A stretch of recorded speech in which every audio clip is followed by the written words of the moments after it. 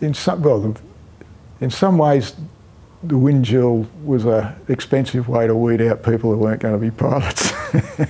And by the time you got to the Vampire, if you'd survived the wind drill, the Vampire far more expensive to fly, the failure rate was far less.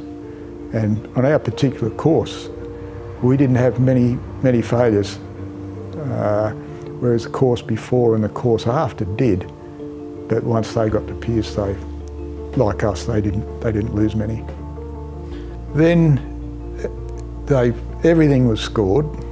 Ground school, all your flights, your personal behaviour, everything was scored, and they tried to quantify a very qualitative process. But once you end up with a graduation order, and what you wanted to fly may not be available, but usually it was. So if you came first on course, you got first choice, and that may not be where your instructor wanted you to go, but that was your first choice. Most people wanted to go to fighters, and the last place most people wanted to go was helicopters, because by that stage, at least within the Air Force, there was a bit of a bias against helos and that what was going on in Vietnam. And so I think most people put down fighters, including me, because that was sort of expected, but I wasn't surprised, and I was somewhat, how would I put it, quite pleased to be going to helicopters at Fire Squadron at Fairburn, near Canberra. And that's what happened. Most of us went to Fire Squadron or to 35 Squadron at Richmond to fly Caribous, and a few obviously went to 2 Squadron at Amberley to fly the Canberras, and then, because they were the 3 squadrons involved in Vietnam at that stage.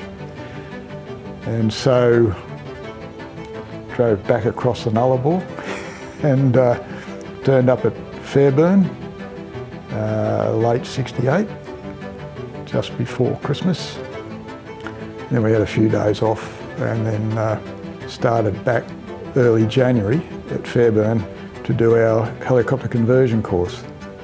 And unfortunately, late January, but the 29th, one bloke from the previous course plus a Kiwi just doing Australian FMIL before he went to 9 Squadron in Vietnam. They went out to do an instrument flight, and I lost the main rotor and they were both killed.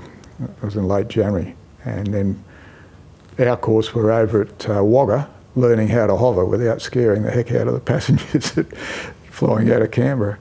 And so we were flown, we got permission to fly the aircraft back, and then we were grounded for a few months while they tried to sort out. They had a pretty good idea what happened, but try and find out why it happened. And then we were sent back to flying in the early April, might have been a week or two before Easter, and we resumed our conversion course. And then 2 fellows off our course were killed in a similar incident. They were doing formation flying. I think the pair that died, Ian McLean, one of the Academy blokes, and Ted Collett, one of the direct entries like me, had led the flight of 2 helos out there, and then they'd swap lead so the other pair could get the second half of the sequence. And then there's Phil Smith and Arthur Lowe, 2 direct entries on our course, flying along as lead, and the other 2 were trying to maintain formation, and they looked down and noticed that there was only one shadow on the ground. And so they called, no response, turned around and saw the plume of smoke and the aircraft upside down in the bush, not too far from where Bob Enders and Bill Waterhouse, the Kiwi, were killed. And so we were grounded again, and we were all starting to go, now, we haven't got to Vietnam yet.